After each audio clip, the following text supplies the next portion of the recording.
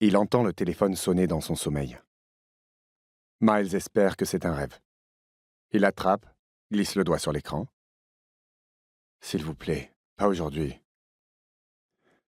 Miles Forsyth? Non, ce n'est certainement pas un rêve. C'est son patron qui parle comme s'il en était déjà à son deuxième expresso, après avoir fait une séance d'entraînement intense, tout en apprenant des rudiments de japonais.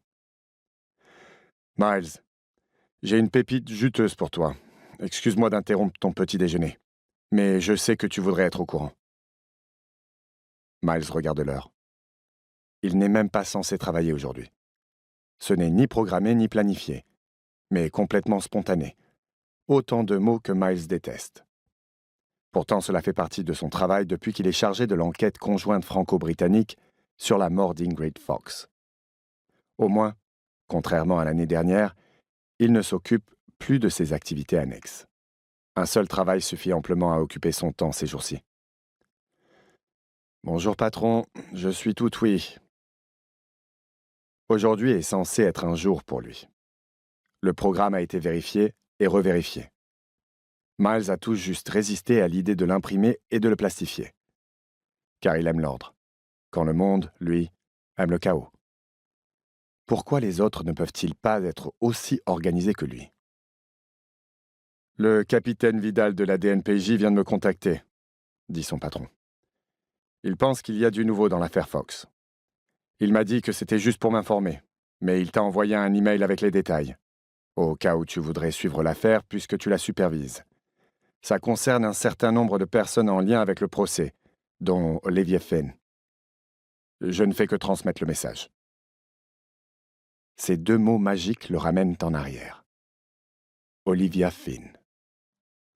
Mais il le terrorise également. Si jamais on apprend ce qu'il a fait, Miles perdra tout. Ce n'est qu'après la mort d'Ingrid qu'il a officiellement pris le rôle de détective responsable de l'affaire. Elle est morte chez elle, se vidant de son sang, après ce qui ressemblait à une tentative de suicide. L'examen post-mortem a ensuite suggéré qu'un tiers était peut-être impliqué. Le suicide, sans doute mis en scène. Miles jongle avec de nombreuses autres affaires. Pourtant, celle-ci reste gravée dans sa mémoire, et pas seulement pour des raisons professionnelles. Il veut clore le dossier et trouver la réponse. Mais il ne veut pas trop y penser. Tout comme il évite de trop penser aux événements de l'année dernière et jusqu'où sa quête de justice l'a poussé à enfreindre les règles. Il s'en est sorti indemne à l'époque. Il ne peut pas craquer maintenant. Aujourd'hui, il est censé jouer l'oncle sympa et rejoindre sa sœur, Laura, et ses deux enfants pour rattraper le temps perdu. Officiellement, elle n'est pas sa sœur biologique, mais c'est le terme qu'ils utilisaient dans leur famille d'accueil, et ils sont restés proches depuis. Il est maintenant oncle par procuration. Il pourra peut-être éviter le parc d'attractions ainsi que le film et les rejoindre pour la pizza et la glace, même si, techniquement, la glace n'est pas pour lui. Sur un coup de tête, il a pris la bonne résolution au Nouvel An de ne plus consommer de sucre, et le regrette depuis.